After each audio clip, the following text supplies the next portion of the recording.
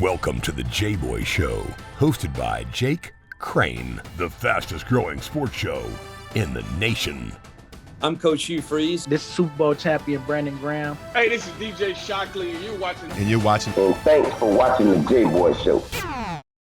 Hello, everybody, and thanks for joining us again on another special edition of the Jboy Show. I think all of them are special. Obviously, I love every episode the same, but got an unbelievable guest, a guy that played at the highest level in the SEC and then in the NFL. Can't wait to pick his brain about not only his career, but kind of where he sees offenses right now, how he sees the SEC playing out as we're getting into spring practice. But before I do, as usual, I got to throw a shout out to our partners at betonline.ag. The online casino is always open. We got March Madness coming up. Head over there. They got their bracket special. Whether you want to put some parlays in, I'm telling you, Georgetown +5 over Colorado. Remember, I said it. Georgia Tech's going to beat Illinois in the second round as well. Remember, I said that. We'll see how that goes. It should be interesting. But head over there. Make sure you tell them Jboy sent you. It's betonline.ag. Talk to our boys over there. But without further ado, bringing on one of my favorite running backs to watch in the SEC. You're going to know who he is just by name. All SEC guy, top pick in the NFL draft, was part of an undefeated 2004 Auburn team and doing his thing now. Unbelievably talented guy on and off the field. And that's former Auburn running back Ronnie Brown. Ronnie, it's an honor to have you on, man. Hey, man, I appreciate you for sharing your platform, giving me a chance, the opportunity to just talk a little ball with you. Oh, yeah, and that's what we do here. No politics, nothing crazy, just straight to the point, straight on the gridiron, a little bit of hardwood too as well in the diamond. But I want to start out, Ronnie, and I want to get to your career in a second. Obviously, Brian Harsin, new hire at Auburn, friend of yours, teammate of yours, Cadillac Williams, retained the running back coach. I know you guys have a great relationship. What did you think about the hire, and what do you think about the direction of the Auburn program? Because we all know right now, Ronnie, there's a monster in Tuscaloosa, there's a monster in Athens, and what they're doing out in College Station ought to scare everybody. Yeah, I think for Auburn, we just have to know who we are. And so just in terms of knowing our identity, we're a hardworking school, never really been, I think one of those highly rated or one of those teams that get a lot of accolades. Mm-hmm. And so just knowing that, going into it after, the departure of Gus, I think the direction was someone who fits that mold, who understands who Auburn is and is willing to come in and be a breath of fresh air, a breath of new air, fresh air. And I think he's done all the right things. And Coach Harsin coming in, he said all the right things, but that's only part of it. And so unfortunately for those guys, you are evaluated on wins and losses. And so the season is yet to start, but I think they have a lot of talent over there. They've done a really good job of getting on the move from, talking to a few people over there. And so it's really just about trying to get acclimated for, this coaching staff and getting everybody together, getting everyone on the same page, transferring that message into the locker room amongst the guys, motivating them. But from what I can tell through workouts and some of social media, they've done a really good job. The guys are enjoying it. They started practice yesterday. So, everything's so far so good, from what I'm hearing. But at the same time, it's a long way to go until you get to the season. And so it's really just kind of building those blocks, putting each block in each day and being willing to work. And so, from that, I think they are doing a really good job. He said all the right things. He's present, which is a big part of it. I think he's been, involved and he's been available. And so, he's excited to be there, which is the first thing that you want from any coach. And so, it's just a new start for these guys. A lot of the guys, I would assume, have the relationships, me being recruited by, to Auburn by Coach Tuberville and, playing for a coaching staff, you have ties to those guys, as I would assume that they do with Gus Malzahn, who's a tremendous individual, but at the same time, from a professional standpoint, you're there to do a job and create an opportunity for yourself to play at the next level. And so hopefully those guys buy in. They're totally committed to, what the message is and the sentiment of the coaching staff, and they're able to put everything together and come out the gate really fast and be ready after spring. Yeah, I agree with you 100%. It's all about that culture, building that foundation. And look, right now, the spring we know is vitally important, but you're judged on Saturdays in the fall. And really, when you get hired at Auburn, you're judged on if you beat Alabama, if you beat Georgia, and how competitive you are. And it is knowing who you are. You're exactly right. And using that as motivation. That's why I say Auburn's better as the outsider. I think LSU is in that same vein. They're better as the outsider. Ed, And Ronnie, I got to ask you, and I want to get to this team. I want to ask you about Tank Bigsby as well, you being a former star running back and seeing what he can do. But I got to ask you, what made you pick Auburn? And I've got to tell you, the first run I remember of Ronnie Brown's career, we had heard this guy's coming in. He's a stud, going to add to the stable of backs. And against Wyoming, you had the biggest calves of a freshman I've ever seen in my life. I'm like, this dude is built like a truck. What made you pick Auburn? And what was it like, going out there for the first time and kind of cutting your teeth and then building up to what you guys had in 2004, which was the elite of the elite, undefeated? Yeah, I think for me, I'm a Georgia kid. I grew up in Georgia, Northwest Georgia, Cartersville, Georgia.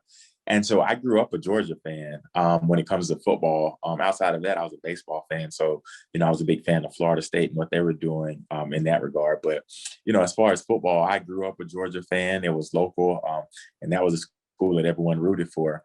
But just during the recruiting process, that changed just because, at the time, my offensive coordinator, Noel Mazzoni, he was recruiting me. He showed up pretty much every week.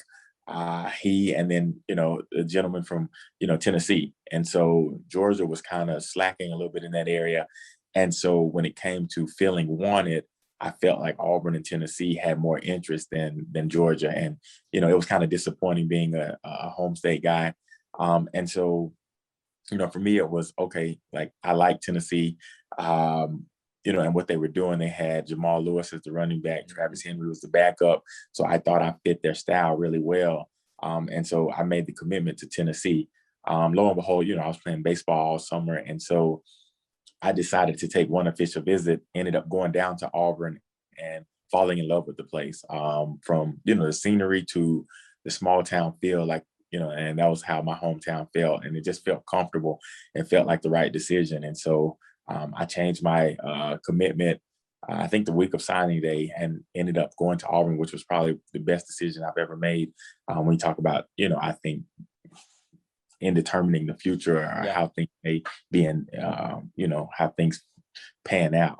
Yeah, without a doubt. And the recruiting process we know is wild. And it's funny, you kind of come down to Auburn and Tennessee, you commit to Tennessee, then end up going to Auburn.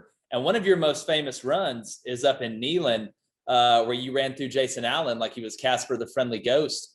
And Ronnie, the way you ran, and, it was a great compliment having you in Cadillac, but you ran angry to me. And your feet never died. You understood leverage. Can you talk about just that run at Tennessee? I know it's one that sticks out, but just the way that you ran, both you guys, that whole backfield, you guys never quit till that knee hit the ground. And even when the knee hit the ground, you guys were still churning. Can you just talk about that mindset of never wanting to go down and wanting to do it for yourself, but your teammates as well? Yeah, I mean, I think just carrying the ball in particular, playing football is a different mentality. And luckily, a lot of that, that we got came from our strength and conditioning coach, Kevin Yoxel. And he didn't take it easy on any of us. And so we knew if we could get through that in the off season, during the season or whatever, through those workouts, then we would be prepared for anything that we encounter during the season. And so that was one, but then just that personal accountability, wanting to be the best. And I knew every week when I showed up, or every day when I showed up to practice, that Cadillac was going to give me everything he had, along with, some of the other guys I shared the backfield with. We had Brandon Jacobs for a year. We had Trey Smith. We had Kenny Irons. We had, I don't want to forget anybody. We had. That's a loaded backfield right there, man. Yeah, we had so many guys that, we had Carl Stewart. We had, that's what I was thinking. God, I can't think his name, Brad Lester. So it was so many guys that came through, when you talk about talent, that, you had to hold your own, you had to be accountable, and you had to be willing to work. And so, we had a saying that the game day is the easy time, that's the fun day. And so, you go through the week to get to Saturdays. And so once you put the work in, those are the deposits. And so now you get to cash out on Saturdays. And, that was kind of how we approached it. And for me, I had a little added motivation previously committing to Tennessee. And so, and also just going into that game, no one really gave us a shot. I think they were favored for that game. And just knowing what we had and the belief system in our team and our teammates, like I said, it made it easy on Saturdays knowing that, I could 100% confidently say that the guy next to me was going to give me everything he had. So I was obligated to do the same. And so, that's just how we approached it each and every day. And I think it was kind of like that mantra of, you pick up your hard hat and you get your lunchbox and you get ready to go. Mm-hmm. Yeah, it's amazing when the accountability is on all fronts. It makes everybody work harder, makes everything go smoother. And man, it's crazy. You talk about Coach Yox. I've had Gerard Powers on here, Junior, Rose Green, all these guys, that always goes back to Coach Yox and those workouts, because I know they were hell. Gerard used to tell me all the time, the stuff they were doing, like you said, if they could make it through that, you can make it through anything. And I always say, if you make practice more important than the game's easy. And again, you have that magical run in 2004. You guys go undefeated.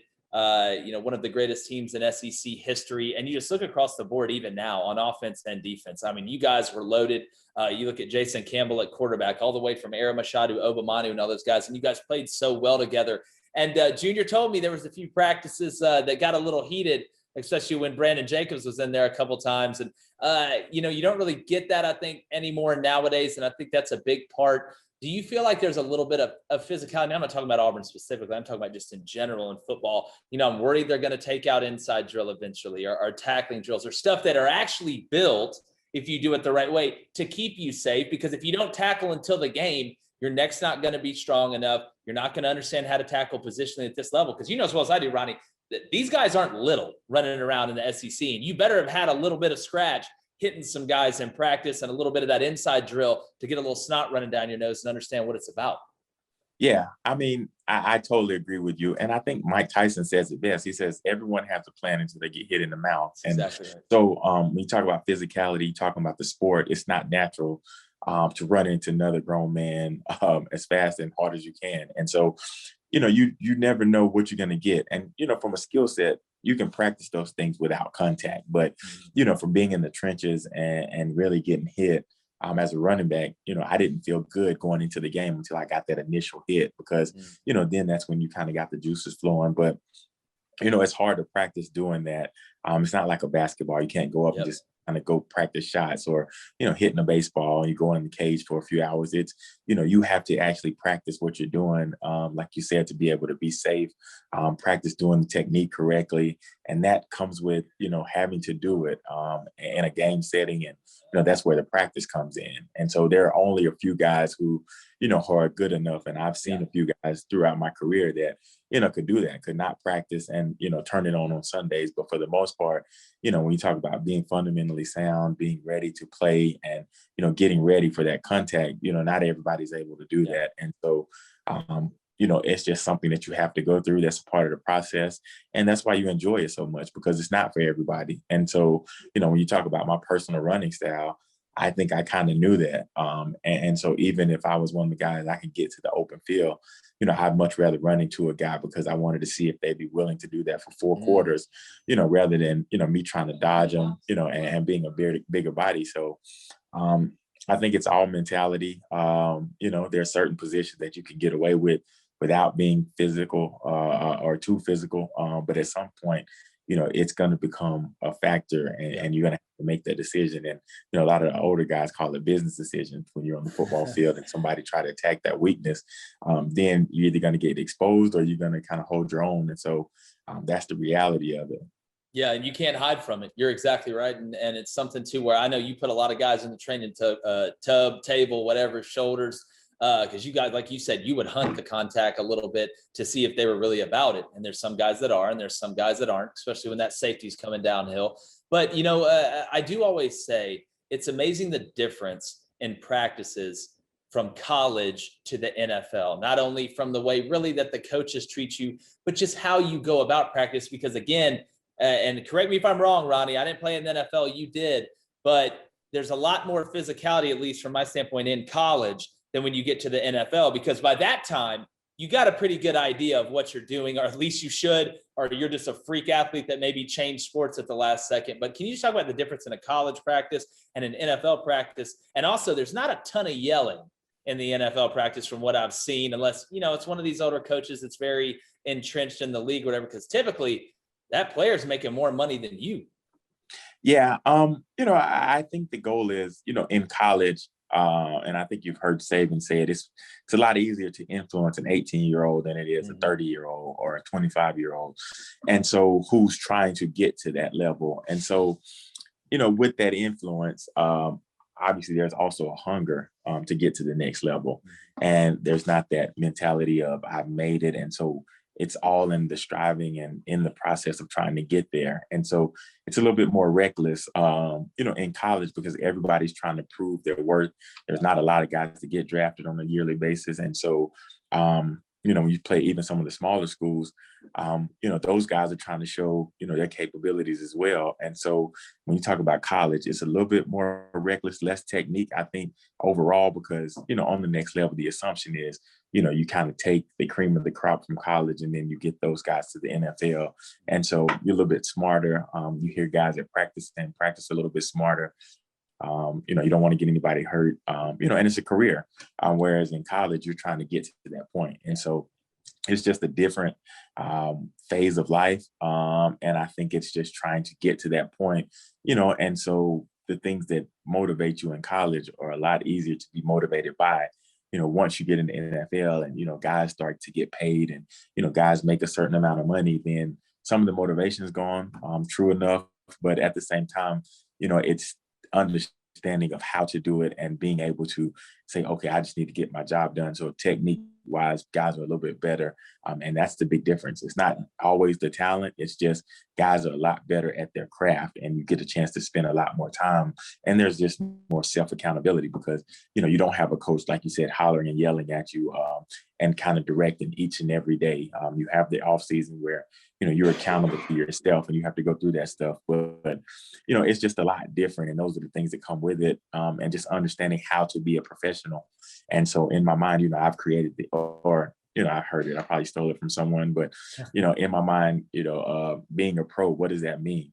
And that's personally responsible for your own outcome. And so, so you have to put in the work and, that's just the thing in life in general. Like you're only going to get out of it what you put into it, and how you do anything is how you do everything. And so, people who are willing to take days off or not really focused, then that kind of carries over into other aspects of their life. And so, that's just my personal view on it and my opinion. But, I just think that's a lot difference between making it to the NFL and then playing for a few years in the NFL and then making a career, because, there are different phases too. And I think everyone has to understand that. Like, there are a lot of guys that make it, and then there are a few guys that play, and then there are even fewer guys that make it to the Hall of Fame or have those, careers. And those are the guys who, like I said, can show up on certain days and not have to do anything. And it's easy for them to make those adjustments. But overall, for the, I think the broad majority of us, you have to be willing to go in and work every day. Oh, it's amazing. The self-accountability is amazing. And again, the things you learned in college, like you said, and to me, Ronnie, the ability for those guys at that size and that speed to be able to practice without hurting each other is amazing to watch, especially from a coaching perspective, flying around in 7-on-7 and keeping each other off the ground, but still getting done what you need to get done. It's amazing. It just shows you the athleticism. But speaking about athleticism, if you're a person that likes to run, or heck, if you just like to walk around and go places, head over to ebay.com/sneakers today. They've got an unbelievable assortment of sneakers, old, new, vintage, kind of run of the mill. They've got a group full of authenticators. They're going to make sure everything's right. The box, the logo, the tongue, the strings, every part of the shoe. They're going to make sure it's what you want. No games, no gimmicks, just what you ordered in a timely manner. Go to ebay.com/sneakers today. We're winding up here with Ronnie Brown, unbelievable running back from Auburn, second overall pick in the NFL, just talking ball like we normally do. And Ronnie, I do want to shift the conversation a little bit toward the future. And I'm doing these spring previews for each one of the SEC teams. And I want to make sure that the fans do not overrate spring practice. We know how important it is from a coaching standpoint, from a player standpoint. There are so many evaluations and so many jobs won during the spring that the 8A game and all that stuff is nice. But the coaches, I can just tell you from sitting in that room, you just want to get through the game. It's about the practices, seeing what young guys are able to do it, seeing what young guys, when the lights come on early in 8A, are able, and backups and building depth. Can you talk about the importance of spring practice and what you think Brian Harsin is looking at the most and why it's the offensive line? Yeah, and I think for a new coach coming in, One is trying to get a fair assessment of what everyone's capable of doing. And then you're able to look at it and see, okay, this is what I can ask this guy to do, or try to implement, what I like to do, and the guys who are able to make that transition easily. And so, it's a learning process. The coach is learning the players are learning the coach. And so it's important from that standpoint to understand what everyone can do. And then it's earning that position, for a guy who was a freshman last year, or, who's a newcomer coming in, or that veteran guy who really hasn't played, or their returning starter. There's the accountability of that and trying to be in that position and solidify your position. And so there's accountability, like I said, in doing that as well. And then it's just, like you said, coming out of it healthy. That's the goal at the end of the day. You want everybody to be healthy, especially given the last year with COVID and, some of the limited participation, practice, and all of these things. It's really important for guys to be able to be available. And so one of the best things is the best ability is availability. Yes. And so the only way that you're going to be able to achieve those goals is if you're out there and you're participating.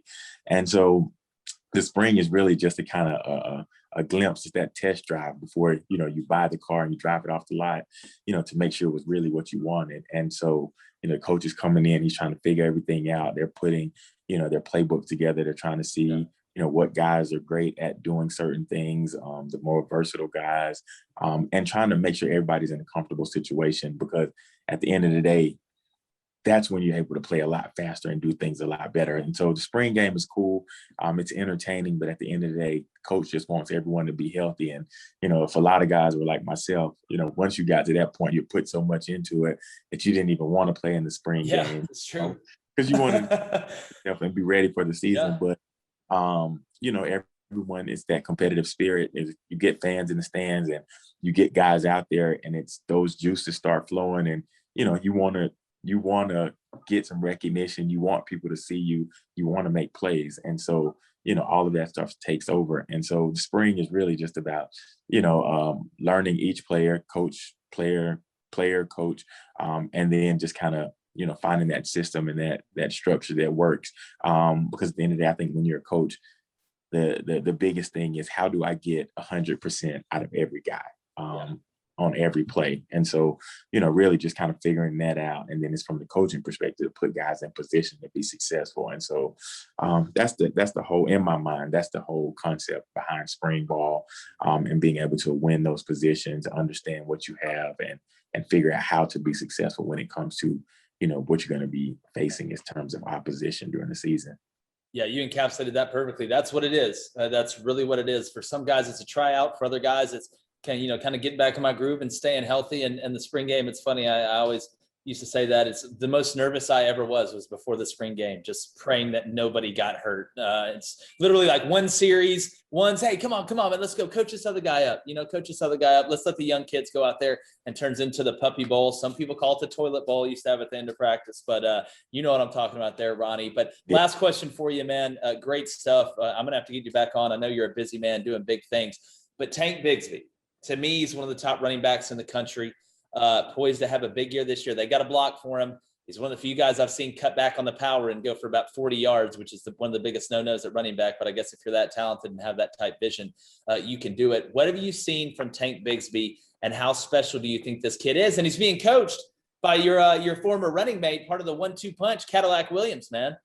Yeah, it's funny, man, that you bring him up, because, not only is he one of the most talented guys in the country, his work ethic, his competitive spirit, all of that stuff. And, it's funny because Cadillac and I talk, and I'm like, man, he scarily reminds me of you, just his ability, but he's just an all around guy. Like, he can do everything. He can catch, he can block.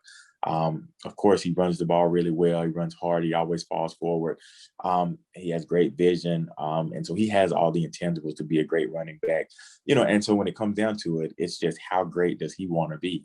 Yeah. He can be as good as he wants to be. And just looking at it from a talent standpoint, but, now it's about, not only honing on your craft, but also understanding the game. I think that's where so many guys miss the mark, especially like younger guys, when you talk about coming in, and being a part of the system, because the athletic ability is there. And so once you feel like you can accomplish that part of it, then it's expanding that into, okay, how well do I understand these games? How well do I understand, the blocking scheme? How well do I understand, once you learn what everyone on the offense is doing and what's expected, it makes your job easier.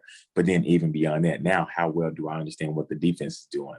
Are these guys giving hints where they're going to be like certain plays? And so it's ever evolving. And so, I think the first part of it is, like you said, understanding self, understanding the things that you're really good at, and also understanding your limitations, and then being able to build on that, and then educating yourself, be a student of the game beyond personal ability. And I think that's the guys that really go on to be really, really successful, career-wise. And then, I think I touched on it earlier, is the guys that make it to the Hall of Fame, they're able to do all of those things. But, it's odd that they usually the hardest workers on the team as well. I guess that doesn't really make sense because they're usually the most talented, but they're able to transition and do different things. Whereas, you get certain guys who may not be able to do that. They're good at one thing, this singular thing that they do. And I think part of that is just going up to how we grow up. So many people are trying to specialize now and not really try to be able to do everything. And so I tell the young guy, don't put yourself in a box. Try to be willing to do everything, because, you add value to yourself the more you can do. And, the more you can do, the better it helps you grow as an individual. You can always, figure out how to reinvent yourself to be a part of, whatever scheme it is. And so I think that's a huge part of it, is the education process beyond the talent, the talent level thing. Yeah, and I always say scouts love watching guys break 60-yard runs for touchdown and outrun the defense. But what they really love is watching that same guy the next play be able to pass protect and be able to understand how to go out in a route and catch a pass. That's what really shoots you. I think that's why Najee Harris came back, to be honest with you, and he'll even tell you that. To be able to get better out of the backfield and be better in pass protection, be able to focus on the things other than, I just have great vision, I can run the ball great. Well, in a system and in a scheme, especially when you get to that league, you better be able to do everything, or that defense is going to go, oh, boys, in the game, it's a run. And then you're in trouble. And but Ronnie, great stuff, man. Can you tell everybody where they can find you on social media, wherever, if you want to? I always say that, but I know you're doing big things, man. I really appreciate your time. I know our audience does well. I got to get you back on once we start kicking up during the season and see how you feel coming off spring, because I know you keep your eye on it, man. It never leaves. It's in the blood. It never leaves. Right. Yeah. So absolutely. On social media, Twitter, Instagram, I'm Ronnie23 Brown. I think Facebook, it may just be Ronnie Brown, but there are a few accounts out there. And so hopefully you get the right one. I think my family is in the photo. And so, I think that's it. Jay, I want to thank you for, allowing me to share your platform. I would love to come back anytime. I wish you all the best. And, like you said, I enjoy just, talking ball and being able to keep my eye on it and stay as close to it as I can. Without a doubt, man, it was an honor to have you on, and we're definitely going to get you back on again. I appreciate you guys joining us as usual. Head over to jboyshow.com, get some merch today. Ronnie, I'm going to send a hoodie your way. What do you want, black or gray? I like black. Okay, we're gonna go black. Getting a little fat, you're in good shape, man. It's extra slimming. Make me look a little thin. Well, I'm gonna be honest with you, man. I'm not meeting you in the hole anytime soon. So still to this day, I've seen what you do to those people. But no, I appreciate you guys joining us. Subscribe on YouTube. Hit us up, Apple Podcasts, Spotify, Stitcher, iHeartRadio. I don't care if you're in the space shuttle working a NASA project by the space station, as long as you're checking us out. It's been another edition of the Jboy Show with SEC great Ronnie Brown and Jboy's going, gone. The Jboy Show is produced by David Cohn, Technical Director Dave Hammock, Creative Director David Culbertson, Audio Engineer Feyzan Shareef, Production Assistants Blaine Crain and Kyle Orr, Executive Producers Jake Crain, Vince Thompson, Steve Chamberlain, and David Cohn.